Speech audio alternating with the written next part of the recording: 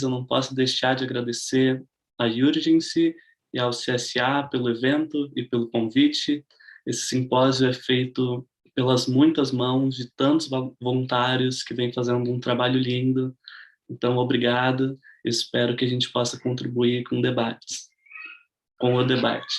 Bom, eu sou quase bacharel em Defesa e Gestão Estratégica Internacional pela UFRJ e um dos coordenadores do Debates Pós-Coloniais e Decoloniais. O Debates é um projeto de pesquisa e extensão que nasceu lá em 2017, nos corredores da UFRJ, a partir dos próprios alunos do IRID, como um movimento de resistência, insubmissão e transformação epistêmica e prática da colonialidade que oprime e dita os nossos afetos, nossas relações, nossas formas de sociabilidade, nossa relação com a natureza, nossa forma de fazer ciência, nossos currículos, enfim, só para vocês terem uma ideia, nós fizemos uma análise das emendas dos cursos do IRID da UFRJ e nós descobrimos que mais de 80% das disciplinas obrigatórias dos cursos de Defesa e Gestão Estratégica Internacional e de Relações Internacionais se valem primordialmente de concepções baseadas nas experiências dos países hegemônicos, bibliografias escritas por pouquíssimos homens brancos, privilegiando uma forma muito específica de produzir conhecimento que se diz universal. Então, é o que nós buscamos enquanto grupo, não é o desmembramento completo dos saberes ocidentais ou a reconstrução de sociedades já mortas ou aniquiladas, é o que a gente busca, é um equilíbrio. Nós lutamos pela superação da colonialidade e pelo resgate e respeito pelos saberes ancestrais, pela inserção física e bibliográfica nos meios, nesses meios, né, dos corpos pertencentes às vivências africanas, afro-brasileiras, muçulmanas, indígenas, latino-americanas, árabes, asiáticas, das ditas minorias e de tantas outras comunidades do sul global. Bom, sem mais delongas, essa mesa trará algumas reflexões sobre as raízes do sistema alimentar moderno e formas de enfrentamento da colonialidade que nos permeia.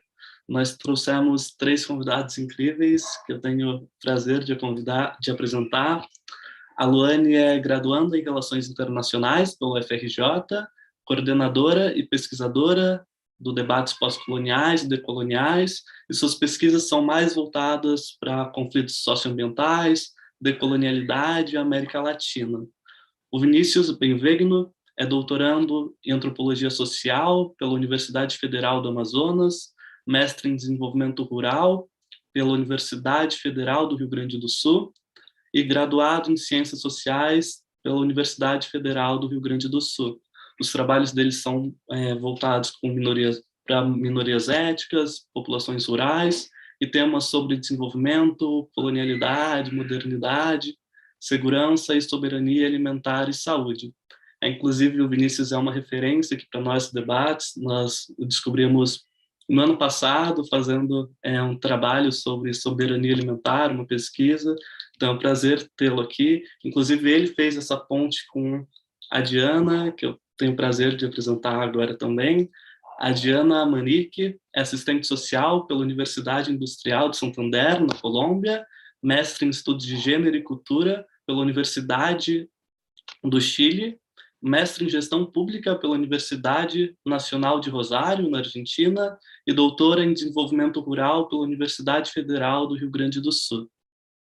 Bom, ela se dedica à academia, mas ela se descreve também, sobretudo, como uma ativista migrante da nossa América Latina, e suas pesquisas, sua vida está aí atravessada por múltiplas interseccionalidades que vem a partir de muitas lutas, resistências e reexistências. Bom, agora eu vou passar a palavra para a Luane, e no final da mesa nós abrimos o espaço para perguntas que podem ser feitas aqui pelo chat do Zoom ou pelo YouTube. A Luane vai trazer um pouco para a gente da parte mais conceitual do que é pós-colonialismo, decolonialidade e como isso tudo está envolvido com a nossa discussão. Por favor, Luane. Boa tarde a todos e todas. Vicky, pode colocar os slides, por favor? Perfeito. Bom, boa tarde, bom dia, boa noite, dependendo de onde vocês estão assistindo. Como o Lê me apresentou, eu sou Luane Marques, eu sou de Minas Gerais e atualmente eu moro no Rio de Janeiro, onde eu curso Relações Internacionais pela Universidade Federal do Rio de Janeiro. Eu faço parte do Debates há aproximadamente 2 anos e Pode, atualmente... mas eu vou aqui rapidinho, mas enfim, vai, pode fechar. Alguém está com o microfone aberto, se puder fechar, por favor.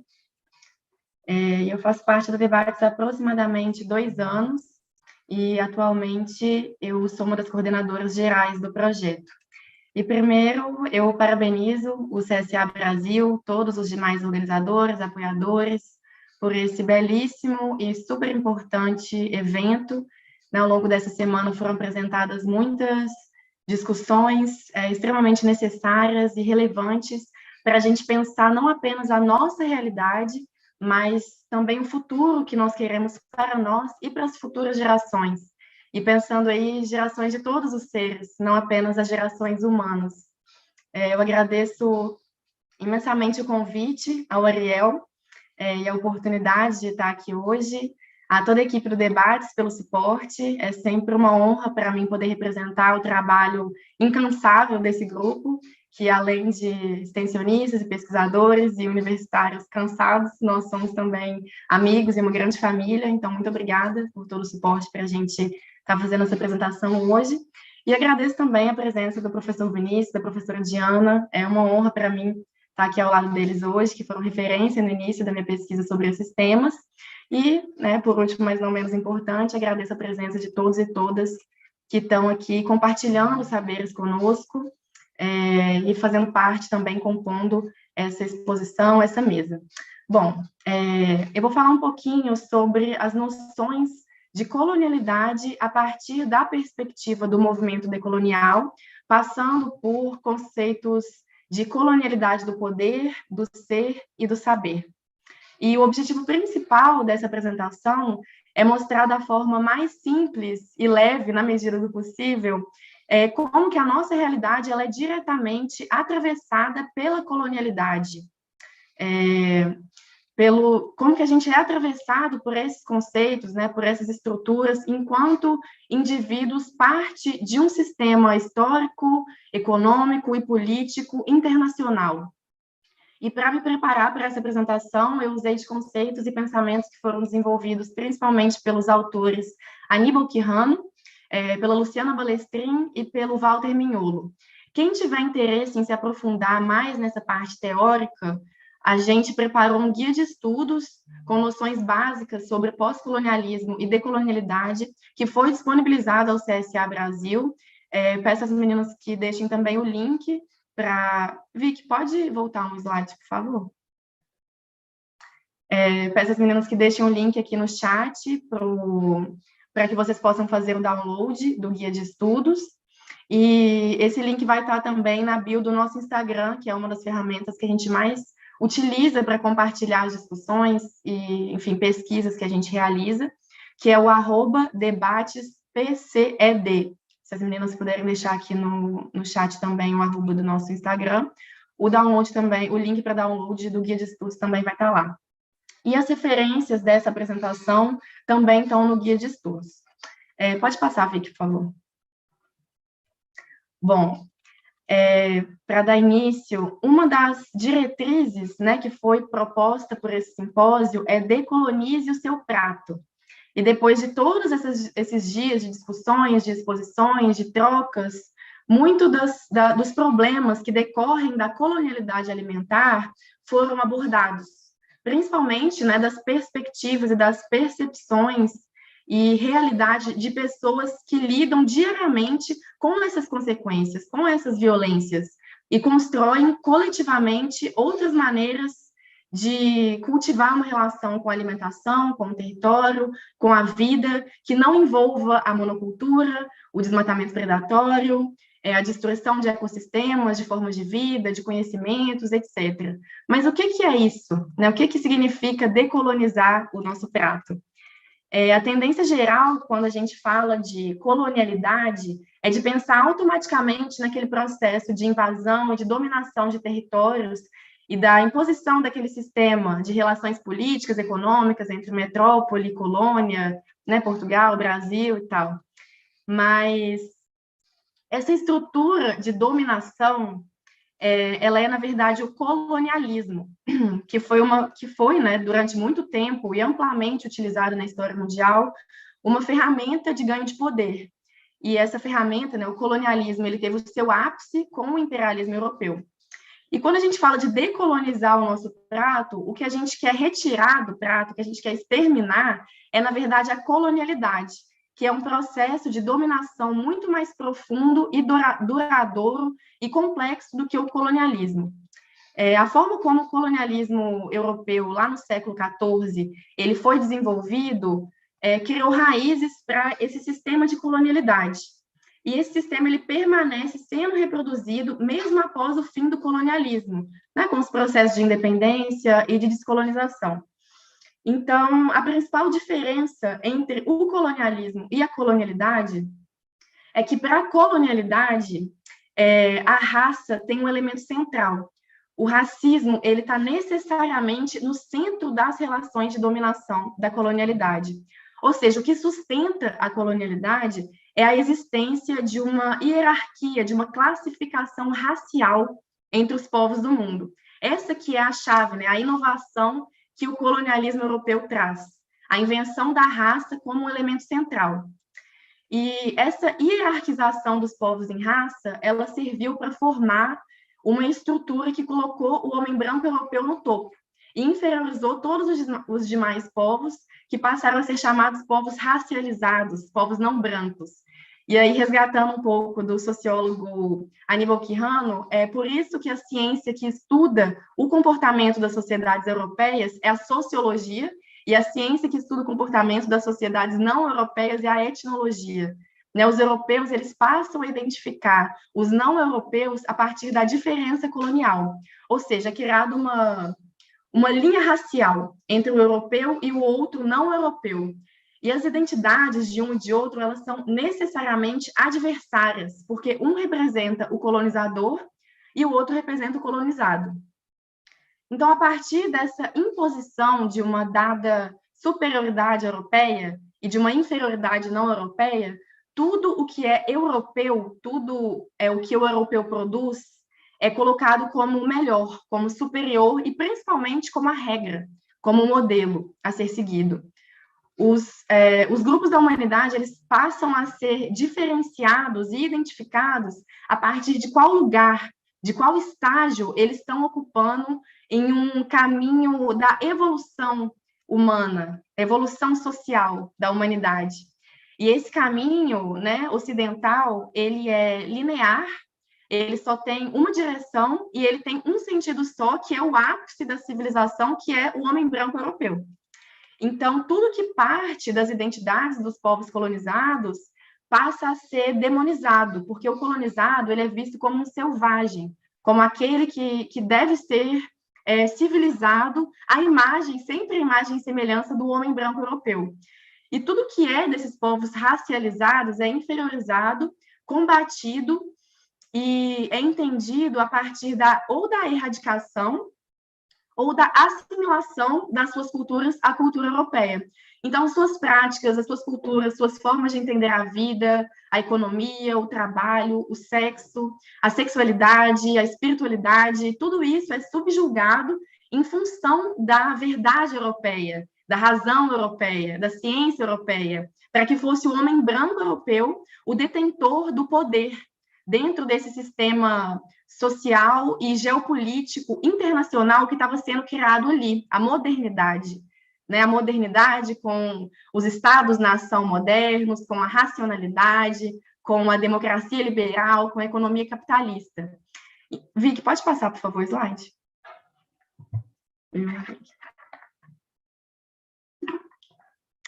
Então, a questão-chave para o pensamento decolonial é pensar esse sistema, a modernidade e a colonialidade, como elementos indissociáveis. A colonialidade, ela constitui a modernidade, e ela é o princípio que estrutura e que direciona as relações de poder que formam o sistema internacional moderno. E o Giro Decolonial, ele traz à tona essa exposição justamente porque ele percebe, né, porque esses autores, eles percebem, autores latino-americanos, é bom ressaltar, que eles percebem que essa narrativa europeia oficializada, ela apaga e ela silencia essa conexão necessária entre a modernidade e a colonialidade. E o Giro Decolonial, ele percebe, né, ele propõe que essas relações de poder, que as relações de poder que estão no núcleo do sistema internacional moderno, elas se dão na forma do que o pensamento decolonial entende por uma matriz colonial do poder. E dentro dessa matriz colonial, a colonialidade, ela atravessa diversas instâncias da vida, do ser e do estar no mundo. E essas dinâmicas, elas, nessas imposições da colonialidade, elas se deram a partir de uma imposição violenta dos ideais europeus, por meio da guerra, por meio da escravização, por meio do genocídio, do etnocídio, da exploração e da expropriação de recursos naturais dos territórios colonizados. Tudo isso, todas essas, foram ferramentas de construção da modernidade, de construção do mundo moderno. Pode passar, Vicky. A colonialidade, ela atravessa, então, a percepção do colonizado sobre si próprio, sobre ele mesmo, e também a percepção do colonizado sobre o colonizador. E, a partir disso, ela transforma radicalmente os parâmetros morais de entender e de exercer a vida cultural, intelectual, sexual, a economia, o trabalho, a alimentação, enfim. E essa colonialidade, ela serve justamente para manter e para reproduzir a dominação ocidental, a dominação europeia, através dessa imposição de padrões e de formas de vida. Perdão. A naturalização dessas identidades e dessas perspectivas que foram sendo construídas sistematicamente para e pela construção do padrão de poder capitalista, que é eurocêntrico, que é moderno, que é colonialista, a naturalização dessas identidades ela é chamada de colonialidade do poder. E aí a gente vê nesse esqueminha para onde ela se estende, né? Ela atua sobre a divisão internacional do trabalho, sobre as relações de gênero, de sexualidade, sobre as relações culturais, sobre a produção intelectual. Como eu falei, né, principalmente sobre a percepção do sujeito colonizado, do sujeito periférico, sobre ele mesmo, sobre as suas próprias subjetividades, sobre as suas identidades. Então, ela se estende, a colonialidade do poder, visando a padronização eurocêntrica das mais variadas formas de ser e de estar no mundo, a partir das colonialidades do ser e do saber. Pode passar. A colonialidade, ela garante principalmente o controle dos corpos. Esse discurso, a naturalização desse discurso, ele visa principalmente o controle dos corpos. E aí entra um conceito muito importante, que é o conceito da corporalidade. O que torna possível, né, essa naturalização dessas relações sociais de dominação é a corporalidade. É o controle do outro, do corpo do outro, usado como uma ferramenta de exploração. Porque tudo que afeta o corpo afeta necessariamente o indivíduo. E são vários, né, exemplos do uso dessa narrativa eurocêntrica e colonialista para controle dos corpos, como a imposição de um padrão de beleza, de um padrão branco, ocidental de beleza, que dita como as pessoas, como os corpos das pessoas devem ser, padrões, né, do que é ter um corpo bonito, do que é ser bonito e se sentir bonito. Também temos padrões de urbanização, padrões ocidentais de urbanização, né, a urbanização das cidades, dos territórios colonizados. Eu falo aqui, né, a partir da perspectiva que eu percebo aqui no Rio de Janeiro, na minha cidade de Belo Horizonte, a urbanização a formação dessas cidades, ela não se deu respeitando e observando como era a organização desses territórios a partir das populações que viviam aqui. Essa urbanização ela foi imposta a partir de modelos ocidentais, a partir de modelos europeus. E isso gera uma série de problemas, né? A imposição do ensino, através do ensino também, de perspectivas europeias, Aqui no Brasil, principalmente, a gente aprende a colonização não com uma perspectiva crítica na escola. Então, a gente entende que foi um sistema quase que natural, quase que um processo natural de invasão, de conquista e de dominação, e que foi assim mesmo, e que isso gerou vários benefícios, e a gente não discute como que as consequências desse processo afetam a gente nos dias atuais. E aí eu finalizo, né, retornando para a questão inicial. O que é decolonizar o nosso prato? O controle do sistema alimentar, ele é uma forma de controle dos corpos. E o sistema alimentar moderno, ele é diretamente atravessado pela colonialidade e ele é uma parte importantíssima para a manutenção da matriz colonial do poder. Né? O sistema alimentar moderno, ele o sistema dominante, ele é colonialista, ele é capitalista, ele é monocultor, corporativo, e por sistema, voltando um pouquinho, por sistema alimentar, a gente pensa todas as atividades, as etapas, né, os processos que se dão para que o alimento chegue até o nosso prato. Então, isso vai desde o uso e de ocupação da terra, até a forma como esse alimento ele vai ser cultivado, né, se vai ser numa monocultura ou se vai ser numa agrofloresta, e como que esse alimento vai ser comercializado, preparado, consumido, tudo isso forma o que a gente entende por sistema alimentar. E o sistema alimentar dominante, ele não é pensado pelo povo e nem para o povo, para que as populações tenham, né, autonomia de decidir sobre como vão se dar essas etapas, esses processos. Ao contrário, ele é pensado, ele é estruturado com base exclusivamente no lucro, buscando o lucro. E quem controla esse sistema alimentar no contexto interno dos países periféricos são as elites nacionais, que funcionam como intermediárias de um fluxo maior de capital, de lucro, que ainda vai para as elites dos países centrais. Então, quando a gente fala de decolonizar o nosso prato, o que a gente está falando não é só de tratar com as consequências e violências que esse sistema alimentar produz, como, né, a fome, a destruição de ecossistemas, a padronização de alimentos, a gourmetização das culinárias tradicionais e nativas, que foram por muito tempo inferiorizadas, né? O Vinícius vai falar um pouco mais sobre isso na apresentação dele, mas decolonizar o nosso prato é principalmente expor e desestruturar essas raízes que sustentam esse sistema, raízes colonialistas, racistas, de dominação e de controle dos corpos, baseado num ideal ocidental e eurocêntrico. E a libertação dos corpos colonizados, os corpos racializados, subalternizados, tanto enquanto no nível do indivíduo, mas também no nível do social, do grupo, essa libertação ela passa por uma luta pela autonomia e pelo poder de controlar e de decidir as instâncias, né, mais básicas e gerais da existência social desses indivíduos e desses povos. Então, é isso que eu queria trazer aqui brevemente. São muitas discussões, são muitas narrativas, e eu agradeço mais uma vez pelo espaço e passo a palavra para o Vinícius, que vai continuar a apresentação. Pode passar, Vicky. Bom, Luane, muito obrigado pela troca, por trazer esses aspectos mais teóricos de uma forma tão fluida e didática. Para quem tiver interesse em mergulhar mais a fundo no movimento decolonial, o Debates preparou um guia de estudos que foi disponibilizado aos organizadores do evento.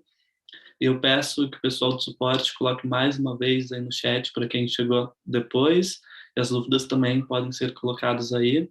Eu passo agora a palavra para o professor Vinícius. Ele vai trazer a aplicação desses conceitos aí na prática, né? Falar um pouco para a gente como as sociedades percebem a colonialidade no cotidiano, como criar resistências para tangenciar e transformar essa matriz colonial do poder que a Luane nos apresentou. Vinícius, por favor, com você. Bom, boa tarde. Primeiramente, eu gostaria de agradecer o convite, o surpreso convite que eu tive por parte do Debates Coloniais, Pós-Coloniais. Agradeço a Luane, o Leandro, a Luane por estar sempre em diálogo comigo, e com a Diana também. Agradeço também CSA Brasil e a Urgência por poder compartilhar esse espaço com vocês e parabenizar pelo evento que nesses tempos pandêmicos também nos dá alento, né, para que a gente possa pensar em outros mundos que estão por vir. Como falou, eu estou fazendo o doutorado em Manaus, e aqui no fundo da apresentação eu vou vendo algumas imagens de Manaus, e aí vai me dando saudades da capital do Amazonas. E não vivo lá, mas continuo morando na Amazônia. Eu moro em Oiapoque, para quem é brasileiro sabe o quanto trabalha no nosso imaginário Oiapoque, né, que é a ponta extrema norte do Brasil.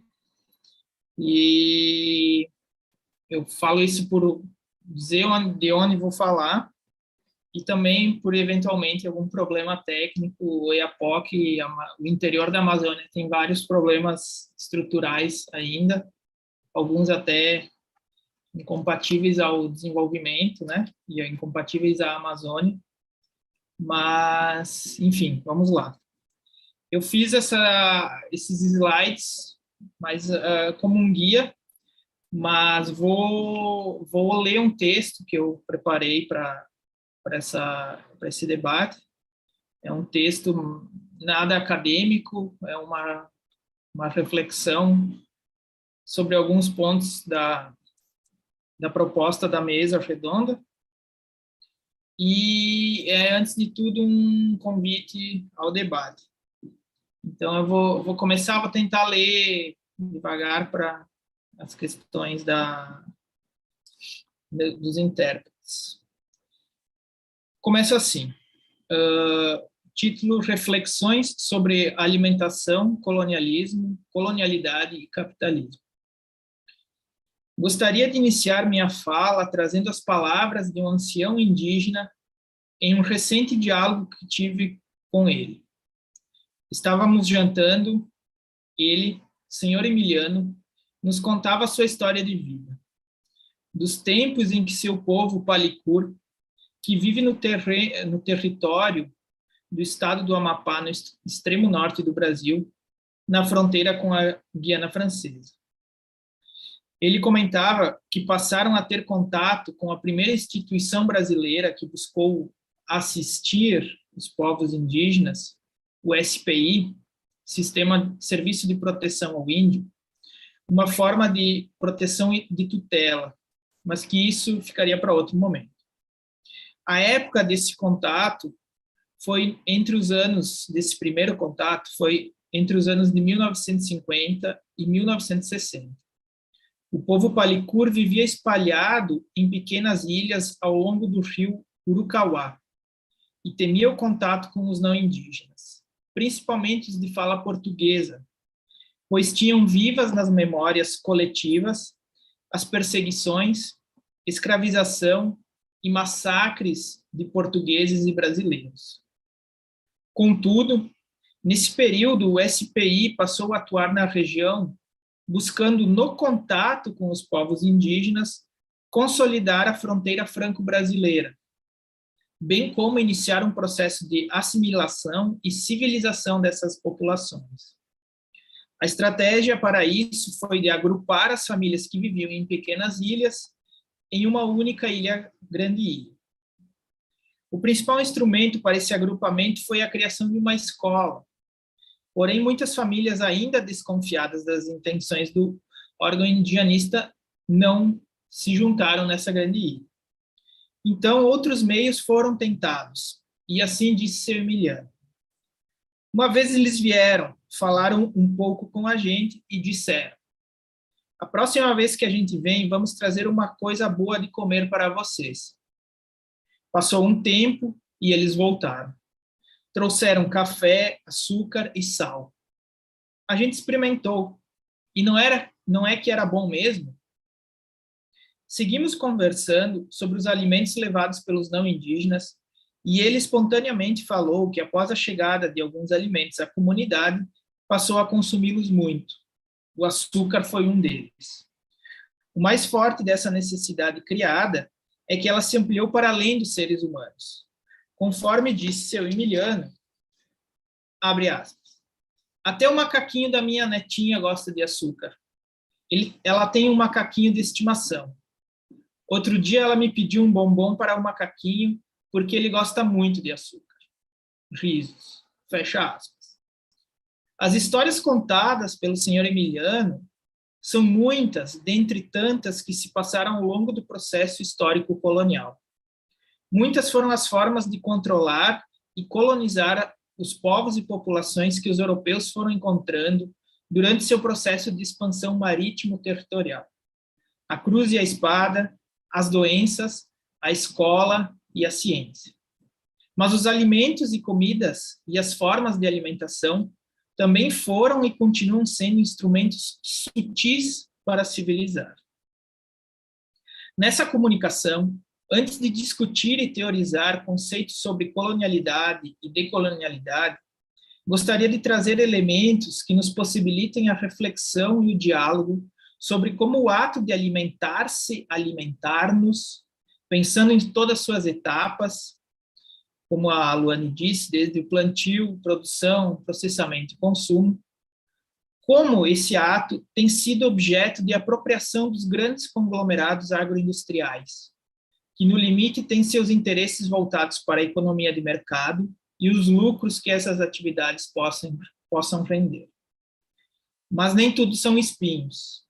Em contrapartida, vemos que há o florescimento de diversas iniciativas que buscam refletir, mas, sobretudo, pôr em prática, literalmente semear, ações que veem o ato da alimentação enquanto um processo social, que deve contemplar não somente a soberania alimentar e nutricional, mas as diversidades agrícolas, biológicas e socioculturais. Atualmente, quando pensamos em sistema agroalimentar, temos a nítida imagem daquilo que se convencionou chamar de agronegócio. Este modelo de produção de alimentos está alicerçado em 3 pilares. 1. A concentração de grandes extensões de terra. 2. Imobilização da força de trabalho precarizada. E 3. Na produção de commodities regulada pelo mercado internacional. Podemos relacionar esses pilares como a continuação do modelo colonial de produção, alicerçado nas plantations, que estavam também pautados nos latifúndios, no uso do trabalho escravo e na monocultura de alguns poucos produtos de interesse à economia de exportação. Com isso, não é demasiado afirmar que o agronegócio e, consequentemente, o sistema alimentar moderno tem sua gênese diretamente imbricada no processo colonial e nas plantations. Nesse sentido, de alguma forma homogênea, podemos pensar que essa continuidade carrega consigo práticas que podem ser entendidas a partir das propostas teóricas da colonialidade, entre elas a colonialidade alimentar. Dito isto, me volto para alguns casos concretos para refletirmos e dialogarmos. Pensando no chamado que mobiliza esse simpósio, Descolonize seu paladar, Amazonize o mundo, trago alguns casos a partir de algumas experiências que venho observando desde que cheguei ao Oiapoque, no interior do Amapá, e que faz parte da Amazônia, e isso remonta ao ano de 2017. O primeiro deles refere-se à pecuária, produção e consumo de carne bovina. Logo de minha chegada à cidade, me espantei com a quantidade de açougues, churrascarias e dos famosos churrasquinhos de esquina. Vinha com a ilusão de que na Amazônia iria prevalecer o consumo de peixes, dado a riqueza dos rios e a abundância desse alimento. No entanto, observei que o consumo de carne bovina prevalecia e muitas vezes era a preferência de parte da população. Isso me levou a buscar entender por que a carne era mais valorizada. Uma análise mais superficial nos leva a afirmar que a preferência está relacionada ao campo das escolhas individuais, dos gostos de cada indivíduo. Contudo, se formos mais a fundo, a produção e o consumo da carne bovina na Amazônia está relacionada a interesses econômicos que operam a partir da violência, da expropriação e morte, desmatamento e transformações ambientais. No limite, como dito anteriormente, podemos associá-la a uma continuidade da empresa colonial, a usurpação dos territórios e a exploração desmedida de recursos naturais com a degradação ambiental. Nessa apresentação, trago os fatos de forma sucinta, mas penso que é na profundidade e na pormenorização das análises que podemos entender como a colonialidade alimentar se manifesta. Esta manifestação se dá quando as práticas sociais locais e tradicionais são rompidas e subvertidas pelos interesses econômicos, políticos e sociais de um modelo que busca a homogeneização em detrimento à diversidade. Outra experiência refere-se ao extrativismo do açaí e à produção de polpa a partir de seu fruto. A polpa de açaí é indiscutivelmente um dos principais alimentos da dieta amazônica. Acompanha as refeições de grande parte da população amazônica, independente de sua posição social. Sua importância se deve à facilidade de comprá-la e consumi-la. Podemos dizer que, antes de tudo, o açaí é importante, pois alimenta. A complexificação passou a se dar quando, nos últimos anos, o açaí foi quantificado e molecularizado nutricionalmente. O que quero dizer com isso é que o açaí deixou de ser um alimento que alimenta, me desculpem a redundância, para ser um alimento que nutre. Não se olha mais para o açaí como um alimento sociocultural, mas como um alimento rico em X, Y, Z nutrientes. Passou-se a olhar para o açaí não mais como um alimento local, mas um alimento nutricionalmente importante. E desde então, os grandes centros populacionais e econômicos brasileiros e também mundiais passaram a demandar seu consumo. Na esteira desta descoberta do açaí, sua cadeia produtiva tem se transformado bastante nos últimos tempos. Comunidades ribeirinhas extrativistas têm sido assediadas por grandes empresas e indústrias beneficiadoras de açaí para venderem seus frutos diretamente a elas, fato que pode acarretar na escassez ou no aumento do preço do fruto nas batedeiras e, consequentemente, no consumo local da polpa. Para termos uma ideia desse fenômeno, durante a safra do açaí deste ano, de 2021, a cidade de Macapá, capital do Amapá, passou por um período de escassez do fruto e polpa, para ser consumido localmente, pelo fato de que a polpa estava sendo vendida para centros como Rio de Janeiro, São Paulo e até mesmo para o exterior. Outro fenômeno que vem transformando essa cadeia produtiva é a monocultura do açaí. Muitos proprietários de terra passaram a investir no plantio de açaí, somente do açaí, pautados na lógica da monocultura, o que é radicalmente oposto às áreas de açaizeiros nativas ricas em biodiversidade. Outro fato que devemos destacar é a busca por frutos que possuem certificações de sustentabilidade, tradicionalidade ou identidade étnica. Um desses casos é o açaí das terras indígenas do Oiapoque. Esse açaí é reconhecidamente de melhor qualidade e rendimento. Isso já tornava o fruto demandado pelas batedeiras locais. Após muitas idas e vindas, os indígenas se organizaram e passaram eles mesmos a processar o açaí nativo de suas terras e vender localmente. Sua aceitação foi melhor ainda, sendo que a demanda extrapolou a oferta. Assim, o reconhecimento da excelência do fruto e da polpa do açaí indígena atiçou os interesses de que esse mesmo produto seja exportado para os Estados Unidos e para a França, com uma certificação de produto indígena, orgânico e sustentável. Por fim, ainda dentro da cadeia produtiva do açaí, há projetos de beneficiamento de polpa que visam estocá-la congelada durante a safra para vendê-la durante o resto do ano para os grandes centros consumidores. Essa foi uma das ofertas feitas aos indígenas do Oiapoque, para que pudessem vender no mercado exterior. No entanto, os indígenas acordaram em despolpar apenas o açaí de suas terras e vendê-los em natura durante a safra, e assim respeitar os ciclos da fruta e assegurar a qualidade do seu alimento.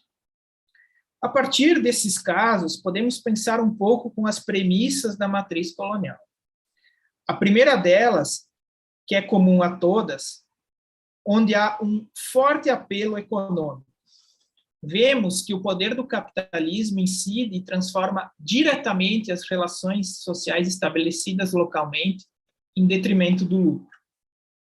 O assédio pela via do preço, dos valores, é encantador. É capaz de desarticular formas de organização até então muito sólidas.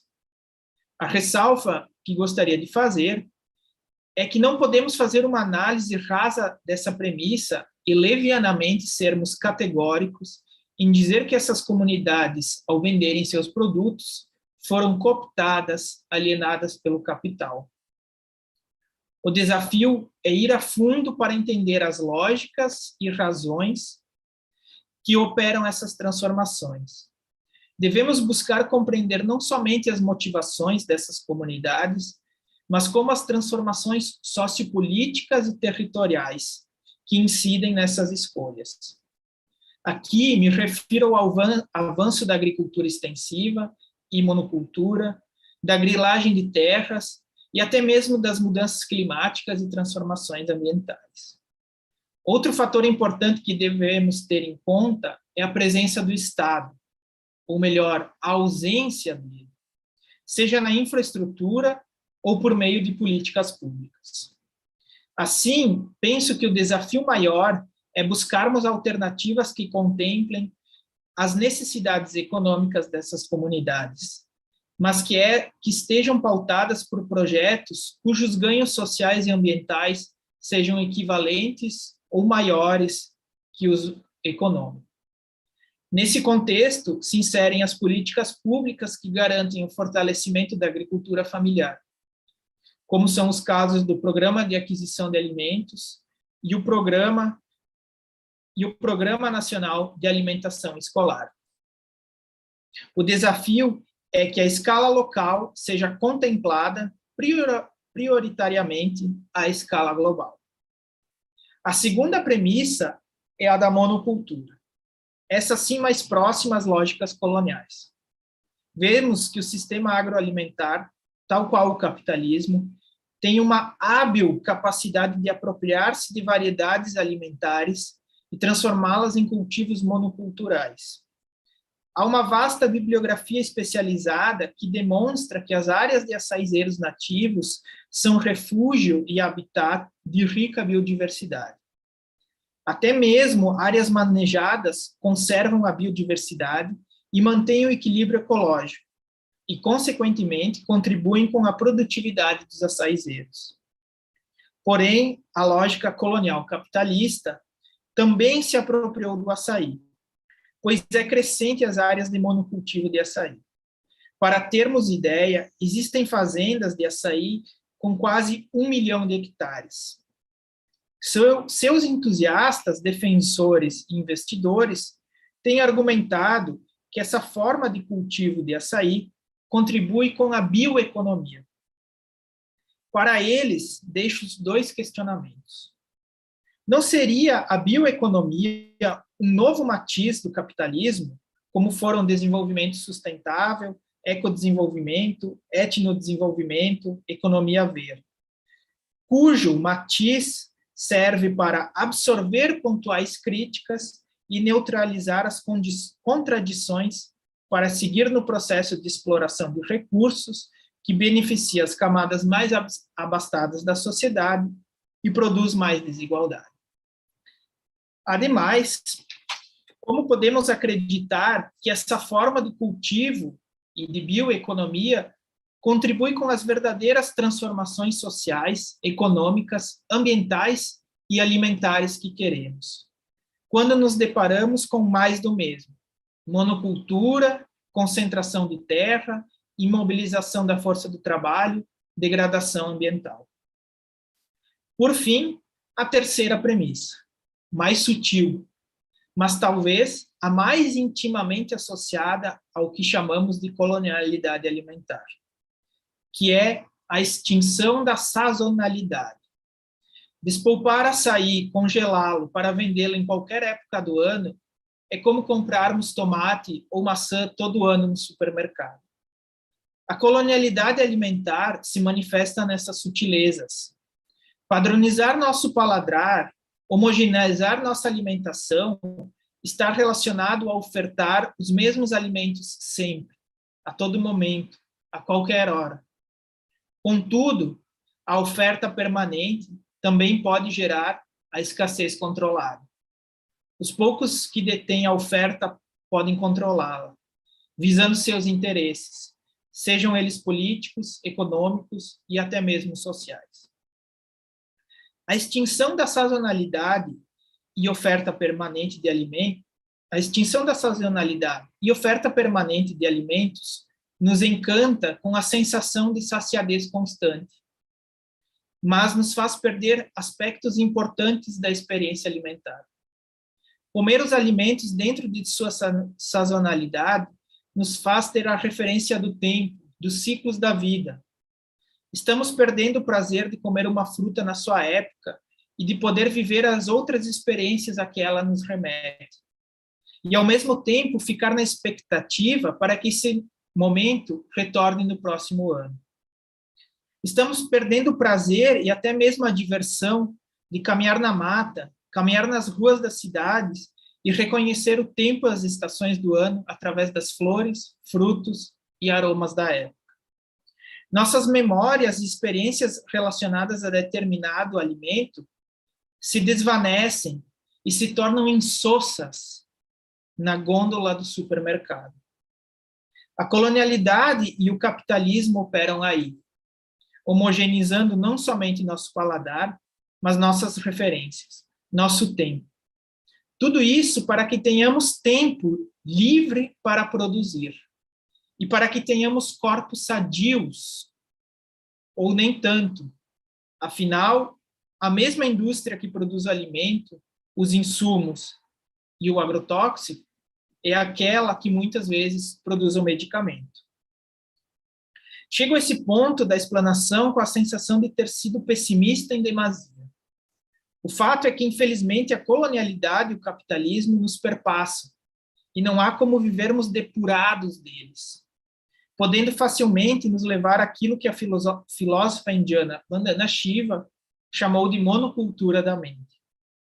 Ao mesmo tempo, as premissas da colonialidade são um potente instrumento para analisarmos a permanência de práticas e estruturas históricas. Entretanto, pode ser uma armadilha, pois podemos facilmente ver colonialidade em todas as manifestações sociais. E aí, converter a colonialidade e as pessoas em um instrumento de categorização e subjetivação dos corpos. Contudo, como disse no início, nem tudo é monocultura e agronegócio. Inúmeras experiências de produção, preparo e consumo de alimentos têm se contrapondo ao modelo agroindustrial. Hortas e cozinhas comunitárias, coletivos de produtores e consumidores, e até mesmo as nossas hortas e jardins caseiros são expressões dessa resistência. Ao dedicar um espaço-tempo de meu cotidiano, seja para regar meu pé de manjericão, compartilhar as refeições ou cozinhar junto com os amigos para que outrem possam comer saudável, estamos, de certo modo, cultivando vida distinta do agronegócio e da monocultura. Nesse sentido, Essas iniciativas vão ao encontro às práticas que se opõem àquilo que entendemos por colonialidade, seja ela do saber, do ser, do poder e alimentar. Antes de me dirigir para o final dessa introdução ao diálogo, gostaria de tecer alguns comentários acerca dos reflexos que a pandemia trouxe para o ato de alimentar-se. Com a pandemia, vimos o lado mais destilado da colonialidade e do capitalismo. Vimos que ainda somos dependentes do sistema agroalimentar e como as redes que o sustentam estão muito bem amarradas: poder, política, economia e mídia. Vimos durante esses quase 2 anos os meios de comunicação alinhados ao agronegócio, enaltecendo este setor como aquele que segurou as pontas da economia brasileira. Mas como enaltecer os ganhos econômicos quando falta alimento básico do dia a dia? Como não lembrarmos, nós brasileiros, da escassez e alta dos preços do arroz para consumo e de muitos outros alimentos? Enquanto esperávamos os esforços de todos para sobrevivermos à pandemia, o agronegócio, aquele que sustenta a economia brasileira, estava unicamente preocupado com seus ganhos. Porém, também vimos as luzes da esperança. Muitas pessoas passaram a refletir sobre a importância de ter uma alimentação saudável. Famílias passaram, outras foram forçadas, a cozinhar diariamente.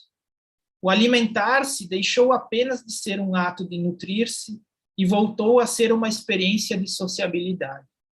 Nesse mesmo caminho, passamos a valorizar as famílias de agricultores que dedicam as suas vidas a alimentar-nos, com produtos saudáveis e realmente nutritivos.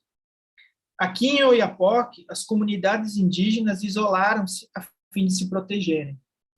Com isso, recuperaram alimentos tradicionais e passaram a consumir ainda mais os produtos de suas roças e quintais. Em conversas com alguns deles, foi frequente a reflexão da importância da autonomia e soberania alimentar para suas comunidades. E estendo essa importância para todos nós. Afinal, uma das facetas do colonialismo, colonialidade, também é a dependência, seja ela alimentar, de conhecimento, de governo, de liberdade.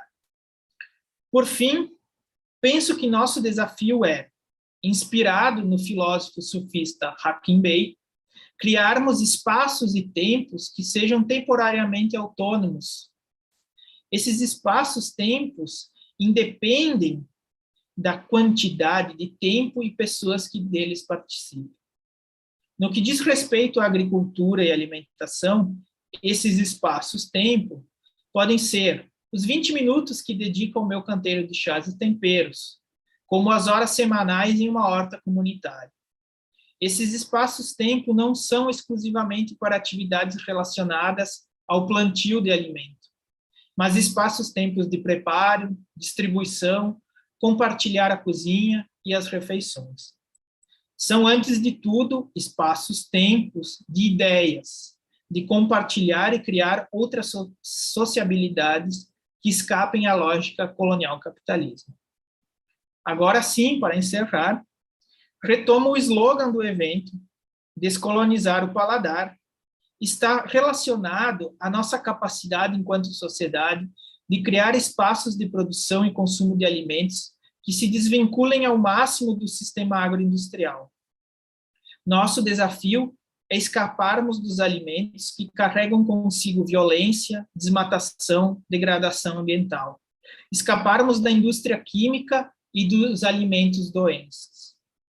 No outro lado, entendo que amazonizar o mundo refere-se muito mais a uma questão epistêmica que alimentar. Amazonizar não pode ser querer consumir alimentos amazônicos porque são mais saudáveis, nutritivos, ecológicos.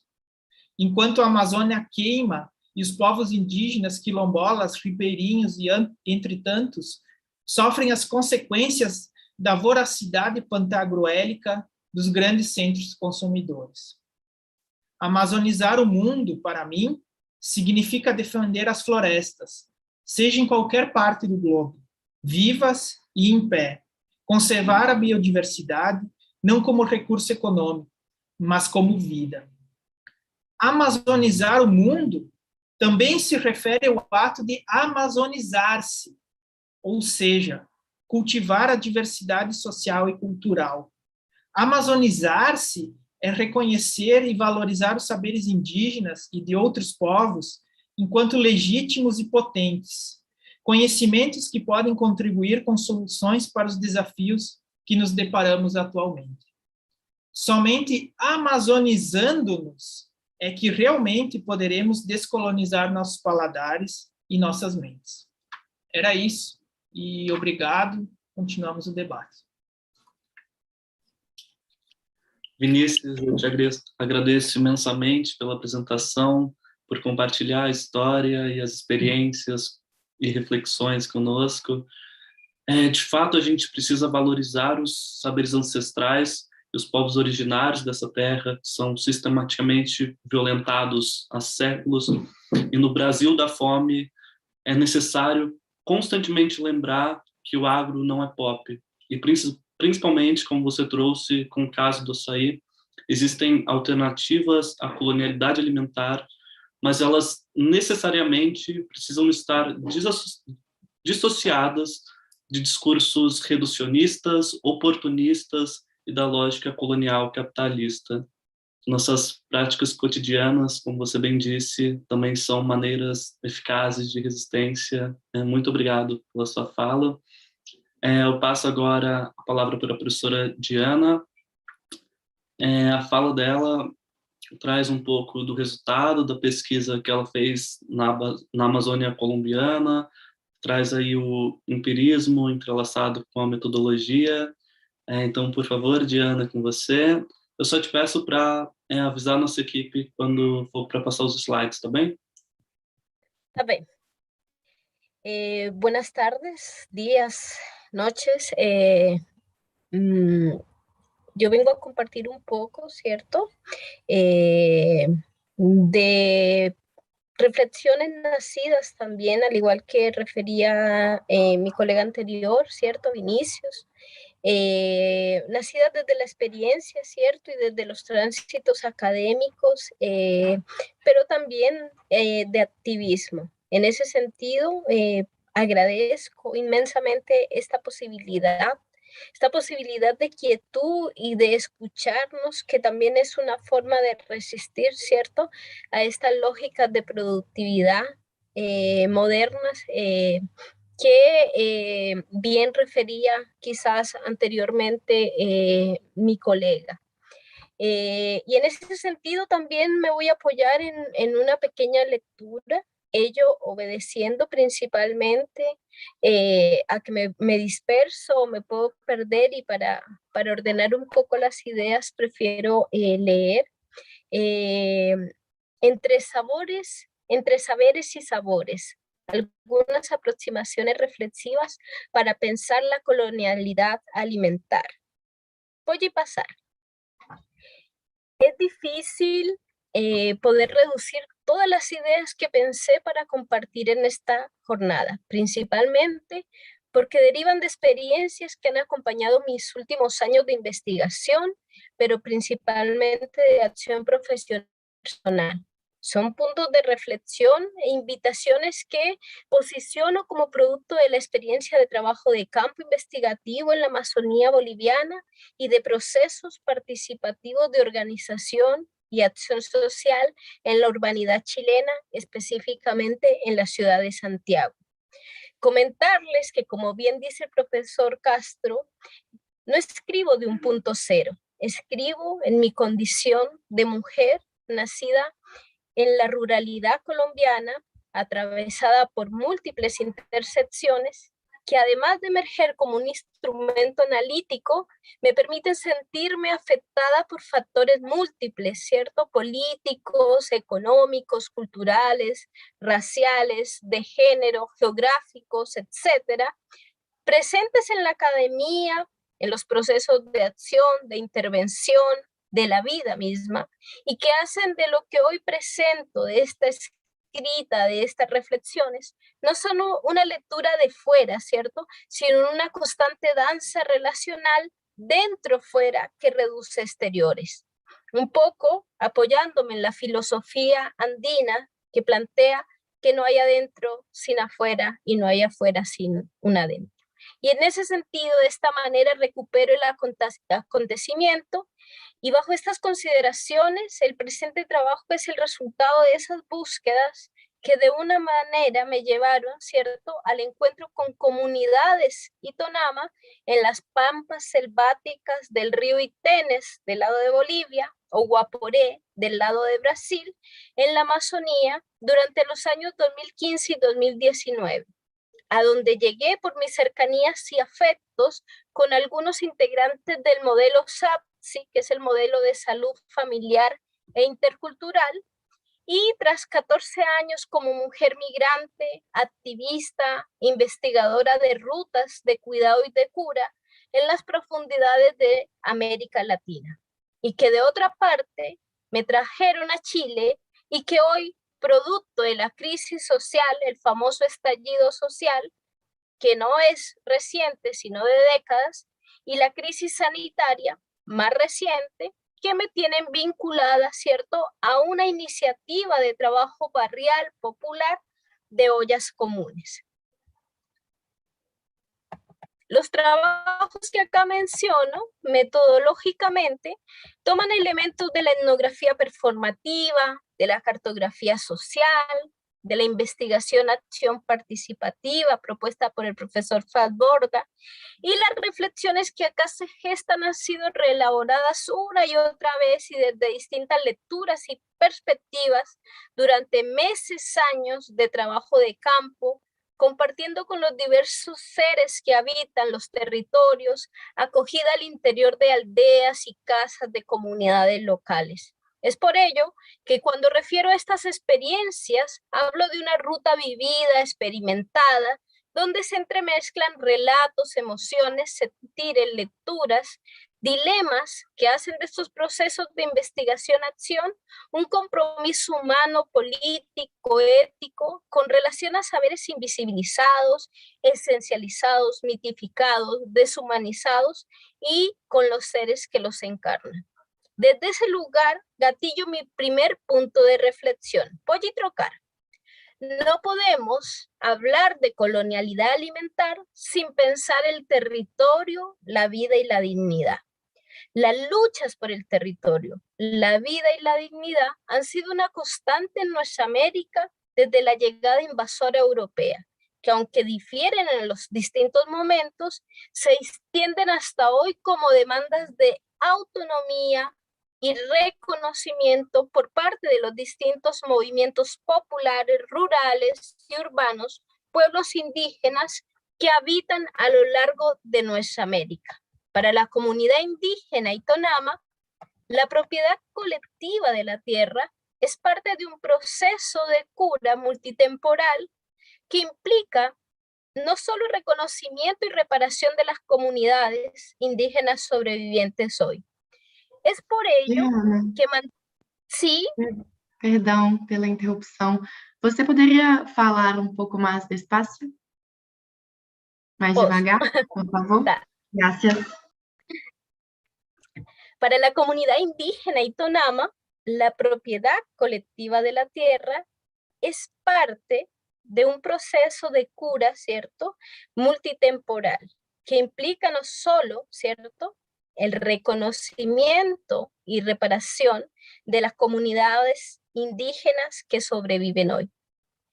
Es por ello que hasta hoy mantienen una lucha activa en pro de lo que muchos de los acá presentes conocen y conocemos, que son las titulaciones colectivas de tierras. Requisito indispensable en los procesos de sanación de la misma. Desde allí, el llamado fue que una clave para pensar el territorio vivo y sus resistencias puede advertirse en la coexistencia en un mismo territorio de diversidad de seres vivos o no, que hacen del paisaje un entramado de colores, tamaños imperfectos que nos advierten sobre gustos, sabores, olores y que toman o se distancian, ¿cierto?, de la cadena industrial y su diseño global. Allí, en estos pequeños espacios, donde la vida se manifiesta a través de distintos colores, en este caso refiero de los colores que recuerdo en la Amazonía boliviana, colores tierra, una ontología otra que se presenta obstinada y naturalmente resistente, convocando a pequeñas manifestaciones del mundo animal a conjugarse entre granos, frutos, tubérculos y vegetales en una imperfección llena de equilibrio que no presiona la tierra, que no obliga el nacimiento y que se sintoniza con los flujos de lluvia, sequía, humedad, para en forma de alimento aguardar el turno de brotar. Cuando pensaba en la consigna amazonizar el mundo, no pude menos que pensarme en el lugar que hoy habito. Un gran punto capitalino que alberga más del 30% de la población de Chile. Me conecté entonces con la experiencia de la que hago parte hoy en las centralidades urbanas santiaguinas, asistiendo y acompañando una iniciativa que seguramente todos, todas, todes quienes nos escuchan y nos asisten hoy, ¿cierto?, conocen, que tiene que ver con las ollas barriales y populares que han existido en la historia de nuestros pueblos y de nuestra América, que en este caso hace parte de una iniciativa barrial que alimenta a más de 300 personas y que nos pone frente a una crisis que se ha acentuado con la pandemia. ¿Existía? Sí, existía y existe desde antes, pero con la pandemia se ha incrementado y viene de décadas atrás, y es el tema del hambre y la alimentación. ¿Cómo conectar esta experiencia con la experiencia amazónica vivida en años anteriores? Es la pregunta que me llevó a pensar en el territorio como primer pieza clave de estas discusiones. El territorio, pensado en un sentido amplio, de Leuciano quizás, como un espacio vivido, sentido, representado, imaginado, que va mucho más allá de lo material y contempla espacios sociales, culturales, estéticos y cognitivos. Las personas que habitan o habitamos las zonas urbanas, seguramente muchos de quienes están acá saben de eso, difícilmente conectan con la trayectoria de los alimentos que se consumen.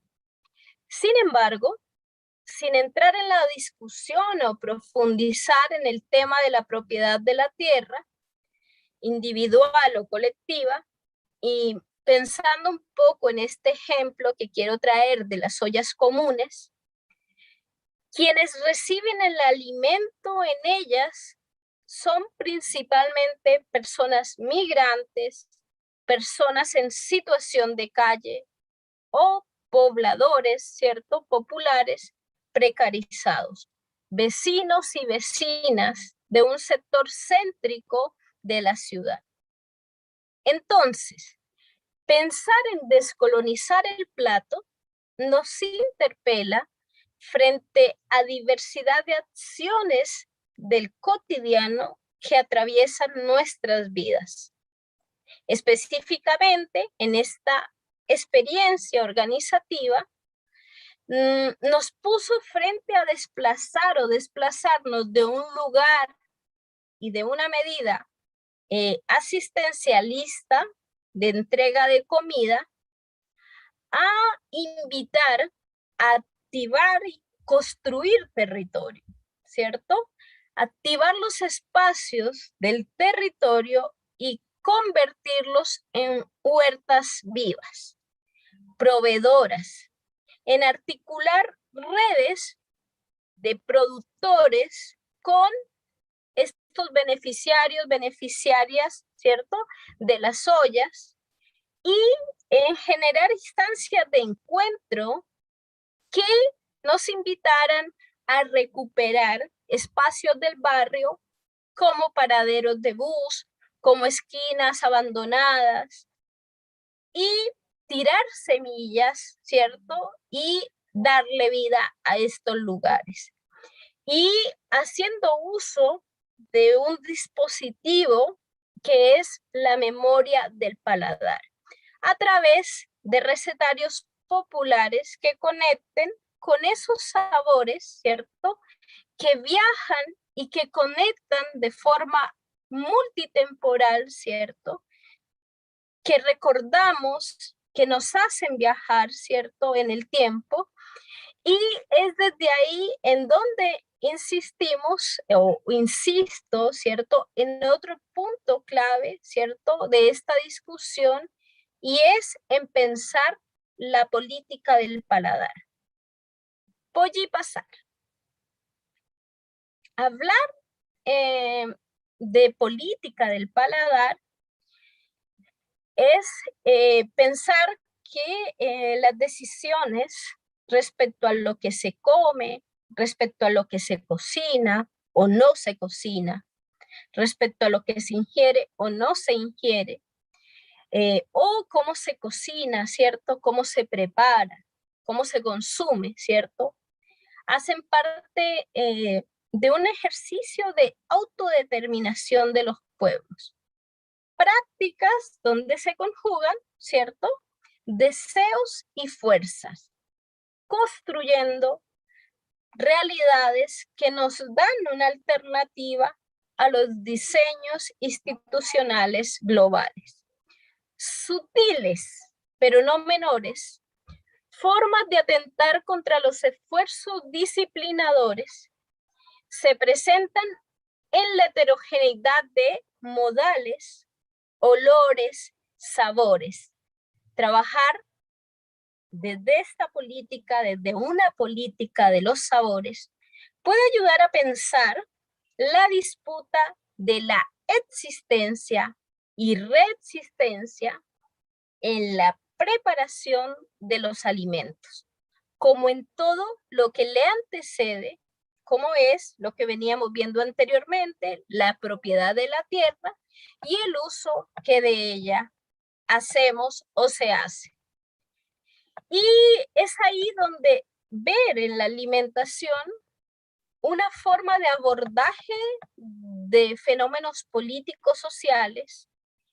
Es parte de la apuesta, ¿cierto?, por politizar lo que ha sido relegado al mundo de lo privado, ¿cierto?, o que se ha simplificado bajo el eje de lo cotidiano. Recuerdo cómo en mis recorridos por la Amazonía boliviana tuve frente a mí masaco de yuca, masaco de plátano, animal de caza, peta, lagarto, huevos de peta, chicha, alimentos varios que hacen parte del banquete que el proyecto moderno en algún momento, ¿cierto?, intentó negar, ¿sí?, de su categoría como alimentos buenos, y desplazar del eje gastronómico de las comunidades locales. Hoy siguen existiendo no solo como principales en la mesa, ¿cierto? En la siembra, en el plato, y logran escapar a la clasificación dicotómica entre alimentos buenos y alimentos malos.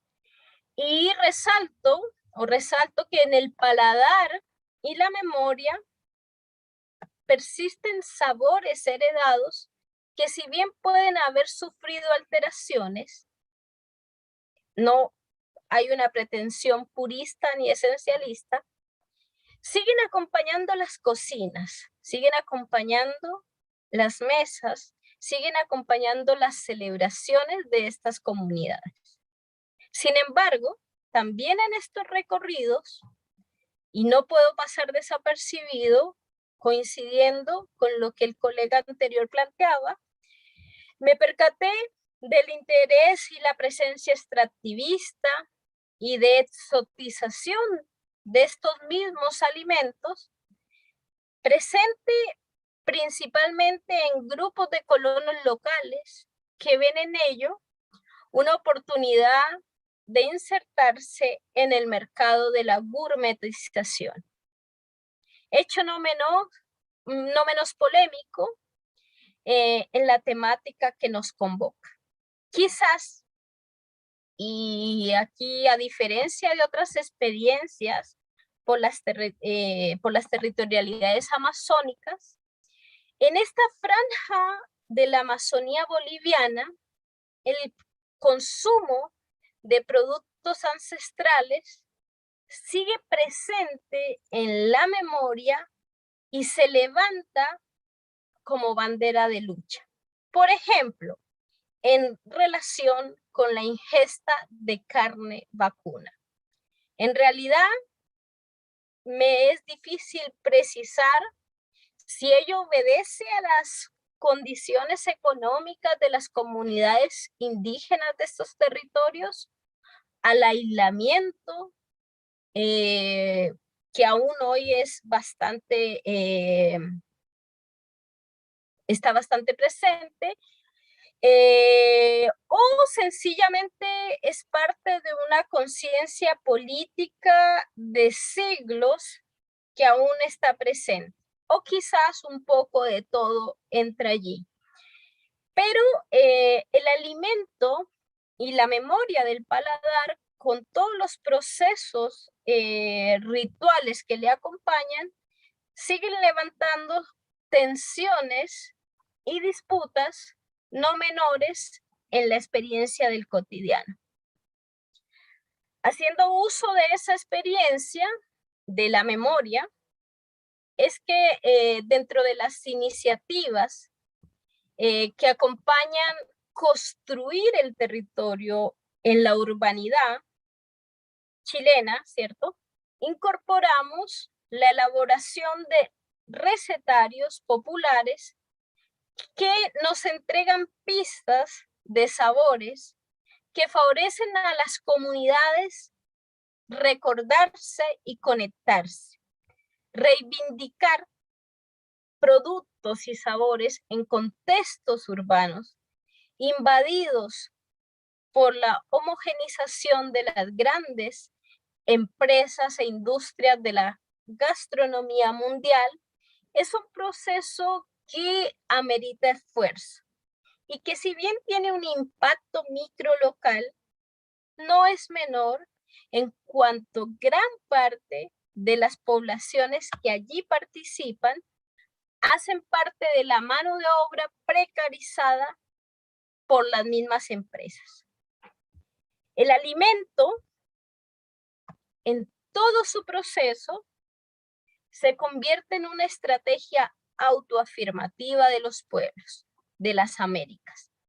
Y si bien al contacto con el colono europeo ha experimentado distintas transformaciones, sería ingenuo pensar que esas transformaciones han sido unilaterales. Aunque la opción del paladar esté dada, ¿cierto?, en gran medida por la memoria, no se restringe en utilizar o preparar nuevos platos haciendo uso de otras opciones. Pero marcar la diferencia es importante para la coexistencia y reivindicaciones. En la gastronomía se permite ver cómo actos de lo cotidiano se convierten en derroteros políticos y puede dar cuenta de la existencia, coexistencia de elementos heterogéneos que no aspiran a hibridizarse o fusionarse y no producen un término nuevo, superior y abrazador.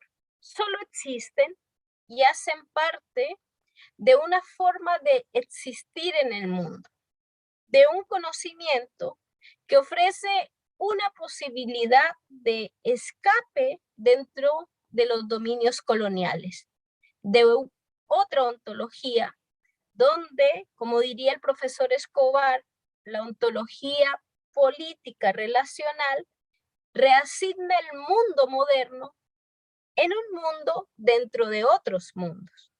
Tarea fundamental de los movimientos sociales y de las academias. Oye, pasar. Es por ello que también pensar, ¿cierto?, en las trayectorias del alimento y su componente ritual es otro de los ejes que me interesa destacar en esta presentación. Si bien es importante atender a prácticas diversas del proceso, itinerario, trayecto, ¿cierto?, en materia de la producción de lo que llega a nuestros platos, en cuanto a la preparación también de la tierra, la siembra, el cuidado, cultivo, cosecha, recolección, caza, preparación de los alimentos. Además, es importante, ¿cierto?, atender que en ese alimento, ¿cierto?, habita multitemporalidad, ¿cierto? Hay,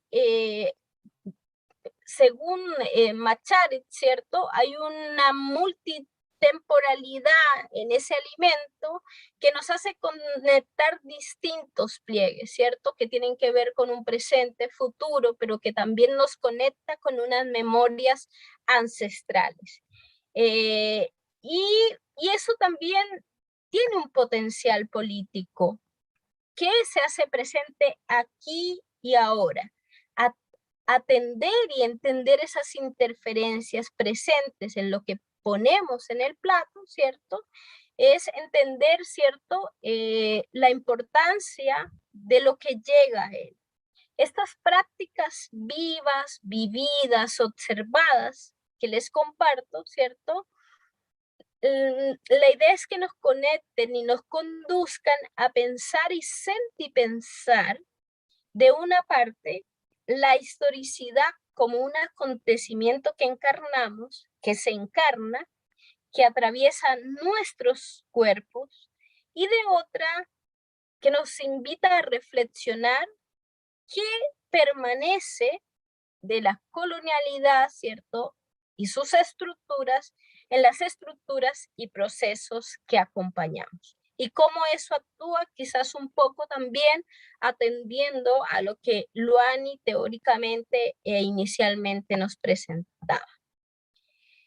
De la experiencia con las comunidades Itonama aprendí la necesidad del intercambio material y simbólico, de permiso, pedido, gratitud con la tierra, con los ancestros, con los seres que habitan. Asistí danzas, rezos, múltiples formas de espiritualidad. Y es eso tan solo un recorte de esas prácticas casi extintas, ¿cierto?, por la modernidad colonial o exotizadas por la misma. A su vez, nos conectan con experiencias que nacen de cuerpos ontológicos otros, experiencias vivas que no buscan el reconocimiento o la aprobación de miradas externas, como podría pensarse de algunas otras prácticas folclorizadas y que se han generado y gestado como parte de ciertos circuitos turísticos. Estas formas complejas de sentir, vivir el alimento como algo mucho más que esa materialidad que permite la subsistencia. Nos aproxima al valor simbólico, ritual y sagrado que dan cuenta de una estrecha relación no disociativa de lo humano, ¿cierto? La naturaleza, lo divino. Incorporar en lo urbano y en pequeños detalles esta parte, ¿cierto? Y este componente ritual es un desafío pendiente, que quizá ya con el encuentro generado en las huertas comunitarias y en la apropiación y resignificación de espacios urbanos se viene avanzando. Es así que cuando las diversas personas con las que me crucé y me sigo cruzando, tanto en las pampas amazónicas bolivianas como en las calles populares santiaguinas, me cuentan tanto de su alimentación como de historias, de afectos que le acompañan, me percato de sus interpelaciones e invitaciones. Buena parte de estas palabras que escucho, de estas acciones que comparto, nos están llevando a esto, a la tierra, al intercambio, a lo sagrado, donde las improntas alimentarias del proyecto colonizador, como diría el profesor Achinte, si bien han tenido impactos devastadores, también parece que no son lo suficientemente fuertes como para eliminarlas. Finalmente, y ya con esto concluyo, voy a pasar, quisiera dejar instaladas cómo desde la mirada de estas experiencias y esperanzas autogestoras podemos pensar en descolonizar el plato y pensar amazonizar el mundo. Y eso no debe estar solo afuera como objeto de estudio de investigaciones y academias. Es nuestra responsabilidad hacernos parte de esta historia. Y para ello, quisiera dejar instaladas unas inquietudes que coincido con Vinicius en sus planteamientos anteriores, pero que en verdad hacen parte de inquietudes que hago constantemente a mis estudiantes en sus estrechas salas de clase. ¿Sabemos la trayectoria de lo que comemos? ¿Estamos dispuestos a robar tiempo al sistema para cultivar parte de lo que comemos? ¿Existe algún componente ritual que acompañe nuestras acciones alimentarias? ¿Qué iniciativas microlocales apoyamos para aportar en estas reflexiones? Con eso quisiera cerrar, agradecer a los traductores, sé que hablo rápido, disculpas y muchas gracias a todas, todos quienes están hoy aquí robando tiempo al sistema.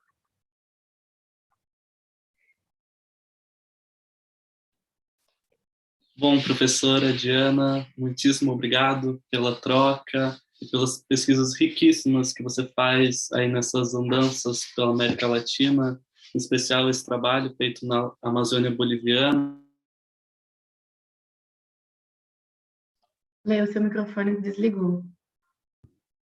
Voltou? Bom, eu não sei onde a gente parou, mas infelizmente eu só tenho mais 1 minuto, nosso tempo está acabando. Então, qualquer dúvida e reflexão, vocês podem mandar por e-mail contato@debatespcd.com ou pelo Instagram, @debatespcid.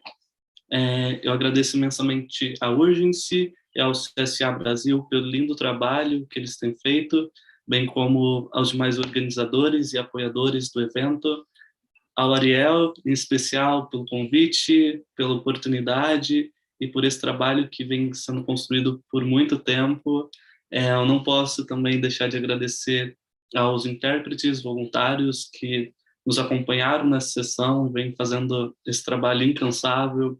Então, Júlia, Ivan, Silvana e Axel, muito obrigado. A equipe do Debates, é um prazer estar com vocês sempre. Professor Vinícius, professora Diana, Luane, muito obrigado pelas trocas, espero que a gente possa se ver em breve e continuar com essa reflexão. Muito obrigado por toda a audiência também, foi um prazer, uma honra estar aqui com vocês.